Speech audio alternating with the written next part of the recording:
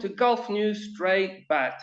Right, after a gripping week of upsets and nervy encounters during that group stage last week, the Super 12 of the T20 World Cup has now begun, and we had four of the main contenders in action today in what looks like an open field. It looks like it could be anyone's title, whether, puts their mind to it, they could go all the way. Today, England have come good where it mattered the most against Afghanistan, while Australia lost against New Zealand, and clearly home advantage didn't help those guys today at all.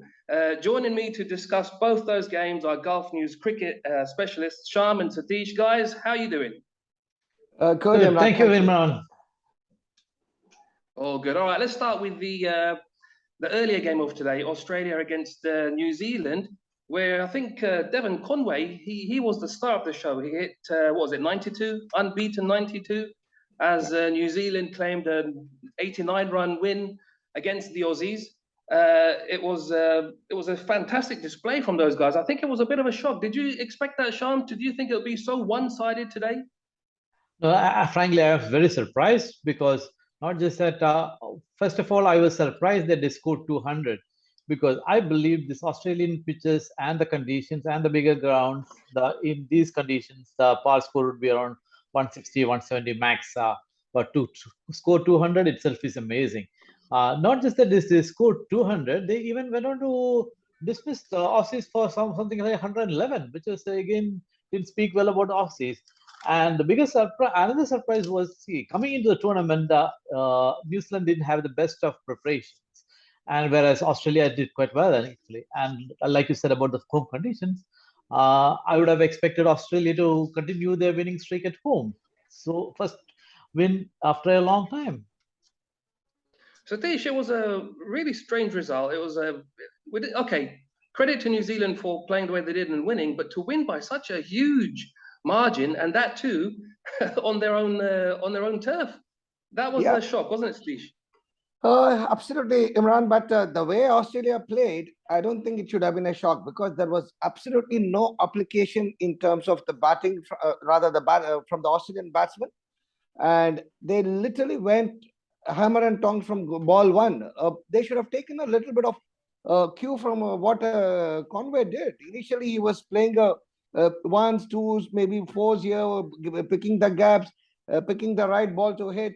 Whereas on one end, the youngster, Allen, did very well to give that a quick start for Australia. And another one is the Aussie bowlers didn't bowl at the areas where they should have bowled. The square is quite long, and you keep bowling them on the front foot. Even the spinner, somebody like Zampa, he was allowing Conway to come out and hit him over the straight field, or mid wicket on the front. So I think Aussies played like New Zealand, and New Zealand played like Aussies. That's what I felt. It was a role reversal, says Satish. Sham, absolutely. Was it a role reversal?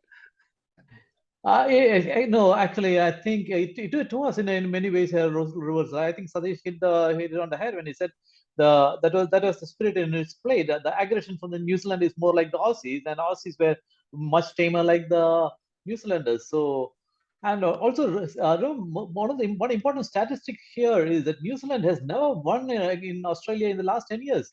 So it's been a long time coming, and when they did it, and they did it in style. Yeah, another interesting stat for you guys. This was Australia's, I think, second heaviest defeat of all time in the T20 format. I mean, back home, the headlines, you can imagine, they're going to be going after the team, especially with them being the hosts. There's going to be a lot of negative press for them. How are they going to bounce back from such a bad defeat? Satish, you can answer first. Yeah. It's Australia at home, they are really good. But what is happening is, Imran, though they are the defending champions, they are the favorites.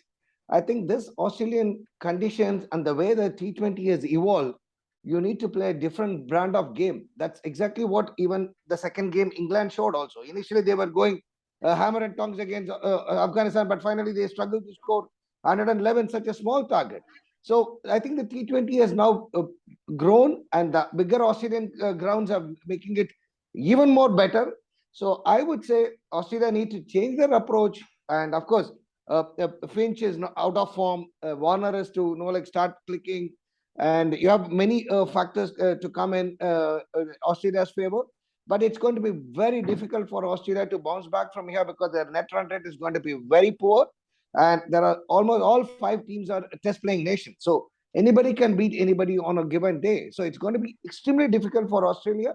But given their strength, given their the way they are resilient that they show at home, I'm sure they will come back. But how much this run rate is going to affect them, we'll have to wait and see. Shyam, Satish has mentioned Finch there. It's interesting because in the last 5 games running, he's won the toss and he's elected to bowl. And for the last 5 games, they've failed to win. So what does Finch do from here, Shyam? I think it's not a question of winning the toss. It's a question of bowling well. Actually, if you look at the today's match, the bowlers gave the match away. When you are up against a total of 200, you're already on the back foot. So which means the pressure is already on you. So the batsmen are already under the pump, which is fine. Why a clump of wickets can make the situation worse, which is precisely what happened. Now. But traditionally, Australia has been very slow starters. But like Satish said, with a defeat always in the first game is always tricky because that affects the rest of the campaign, and you are always chasing the tail. So to make the grade, so that's when all the mathematics come into the picture. The net run rate comes into the picture. So then it gets tricky. But I think Australia will bounce back, and I think this is always the first match in every tournament is always tricky. I mean, just like in England found out, it's not easy. Even when you play less fancy side, and New Zealand is not a less fancy side. I mean, they Sorry, Shyam, carry on. Yeah, because they have, I mean, between Australia and New Zealand, there is a lesser known rivalry, the Tasman rivalry. It's always been going on. So New Zealand always has been looking for a point to prove, and they just came out on top today. Satish, Shyam has alluded to the quality of the Australian team. Do you think they've got? Do you think they've got it in them to bounce back with the quality that we know that they all have? Obviously, yeah, like Shyam has just said, the first game, you can get some shock results, but 89-run defeat is a huge setback for them.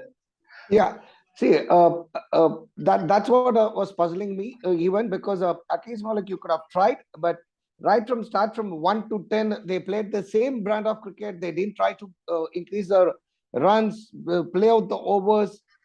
I don't know what went wrong there, but even if you look at the previous campaign in 2021, there was a game where they were touch and go, like they were just made it, I think, if I remember right, to the semis. So as Shyam says, it's a bad start and they were a little slow starter, but once they find the rhythm, then they will live up to their potential as one of the world beaters. So this should not be a problem if the run rate will not be a problem if they win the next 4 games. So hopefully they win and come back and then have the points, then the run rate come into picture at that point of time to enter the semis. And just quickly, who is their next game against, Satish? Do you have the fixtures there with you? Do you know who they've got next? Yes, I do have the fixtures. Australia will be playing next against Sri Lanka on the 25th, Tuesday, that is. Okay, the Asia Cup champions. What do you think is going to happen there? That is yeah. I think Australia will bounce back. New Zealand, you have to give credit to New Zealand because for one reason is Kane is a master strategist. So he plans well for a team. Sri Lanka is not the same as New Zealand, but in T20, you can't write off any team anytime because one over can turn the match around. But still, I would say Australia are one of the favorites to make the semis, even though they lost by 89 runs. Shyam, do you think they can get back to winning ways? Well, they'll have to. If they lose, absolutely. Like Satish says, they have because they have far too much quality in them, and Sri Lanka are not a see the kind of ruthlessness Australia has, Sri Lanka doesn't have, and Sri Lanka is a side in transition. I know they won the Asia Cup with some good wins, but I think Australia is a different kettle of fish, and not just that, the Australian conditions are different. So I think I would always pick Australia to beat Sri Lanka. Okay, we'll see how those guys get on in their next game. The other game, which just finished a little while ago, was England against Afghanistan. And England's bowlers, they set up a 5-wicket win over Afghanistan. Josh Butler's team making a solid start. Nothing spectacular. I mean, they sort of laboured their way towards the end. It was a very small target that they were chasing, 112, I think Afghanistan got. They posted just under 20 overs. And I mean, England weren't ever really in any sort of trouble, but I would have thought that they would have got to that score, a lot quicker than they did. Shyam, what did you make of their batting and their chasing today? I would have expected them to kick into high gear pretty early, because this is a chance to up your run rate, because you have 111 to get, and this is a chance to really to have a healthy run rate. So I was a little disappointed from that, because initially the Afghan bowlers struggled a bit, because especially their best fast bowler, that is the Faisal Haq Farooqi, was a little bit wayward in line rather. He's getting the length right, he's getting some movement, but he was not getting the line right. Maybe if he had bowled a little more better line, they would. England would have been on the back foot. Not just that. The worst thing was Afghanistan dropped a hell of a lot of catches. They dropped hails. Twice. So if those catches had stuck, then England would have been in a spot of bother. But despite that, I think they were at least 30-40 runs short. Yeah, those catches, what did they say? Catches win matches, the old phrase that applies. Absolutely applies. Satish, but Sam Curran did really well with the ball. He took 5 wickets for 10 runs. It's the first 5-wicket haul for England in T20s. It was a really good bowling performance by him. And, compared to Afghanistan's weakness in the field, England were very good in the field today, weren't they? Absolutely. See, actually, Sam Curran bowled very well. Nothing to take anything credit away from him. But of the 5 wickets, I think 3 of his bowling, like there were fabulous catches that were taken. 2 or 3 of those. So the fielding totally, the fielders backed the bowlers. So it was an overall very good effort in the first innings. But the second innings, I think they fumbled a bit, and then the batting. But again, England has got a very, very deep batting lineup, and they have quality. So it's just they need to hit the top gear sooner, which should happen. Again, the quality of attack also, like Afghanistan is more of spin oriented. So I think probably one of the few teams in the entire World Cup which has got such quality spinners in their lineup. Like you have about 3 or 4 of them who could come and hold those 12 overs. So it's a rare that you get such a spin dominated lineup in Australia on a bouncy wicket. So again, going back to the game, Afghanistan could have got another 30-40 runs had they not gone for the big hits. This Australian wickets or pitch grounds are not for your big shots. I don't think the number of sixes were so many as compared to what it was in UAE last year. So the number of 4s maybe yes, but the 6s. So I think the team should understand that pretty quickly and try to play more on the ground, which is exactly what Devon Conway did, playing more on the ground, trying to hit even the bad balls. He was trying to hit on the ground than hitting it in the air, because he knows that sometimes he could be out as well. So those kind of adjustments need to be done, and the sooner the teams make those adjustments, the easier they will win, or they will be able to go further. But Satish, any ideas why, for that chase for a relatively small score, why the batting for England misfired? I mean, I think at one stage they were 97 for 5. And like Shyam says, had a couple of those catches, stuck in their hands, we may have been looking at a very different result today. No, 111 against this England batting, I would say even Adil Rashid will get you this 20 runs, 25 runs at the end of it. The score was quite low. But yes, all Hales and Butler, they would have probably wanted to get a better hit. But we have to also understand Perth pitch is not the ones which is going to favor a batter. So it's got a bit of a bounce. It's got extremely good bounce, and a bit of a grass makes it very difficult to bat on. So thankfully, it was Afghanistan who didn't have a good fast bowler. But if you look at England, the way the bowler faces were steaming in Wood or Wokes or Stokes or Sam Curran, they were all almost every ball they were on the throat of the Afghanistan batsman. So that kind of a bounce and swing and seam, you get everything there. So on that note, I think I'm not too worried about England batsmen, but yes, they would have probably got it with a 1 or 2 wicket spare would give them the confidence. But they have the quality. I don't see a real problem in England's batting at this point of time. And just a quick word, Shyam, on Afghanistan. We know how dangerous that they are. We've seen it just recently in the Asia Cup, how good they can be. We know they've got quality in the team. But today was a little bit of a setback, especially in the batting. How do you think they're going to come back from today's defeat? I think they need to see. Afghanistan's problem has been their batting. I mean, always. And also they have a tendency to run teams close but never defeat them. They have done this to India, they've done this to Pakistan, but they would give them a scare. That's about it. They don't have that extra 10% to beat these sides. That I think will come from experience. They have the talent, but to perform consistently, and you need game awareness, which is lacking in Afghanistan. Like Satish said, if somebody had stayed at one end and seen the Afghanistan through, they might have at least reached 140. 140 would have put England under pressure, actually. So, because if you look at this, is the last established pair, that is the Livingston and Moeen Ali. And see, Perth is a pace bowler's wicket, actually. But on that wicket, all the three Afghan spinners kept England on a tight leash.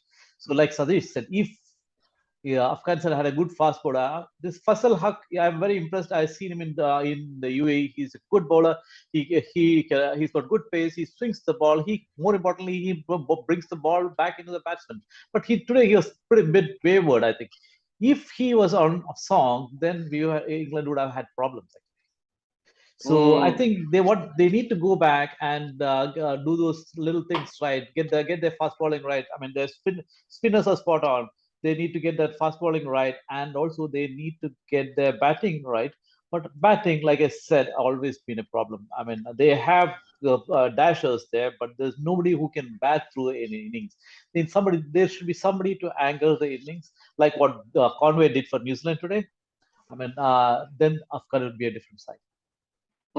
I think there's a lot more to come from both the losing teams today, Afghanistan and especially Australia.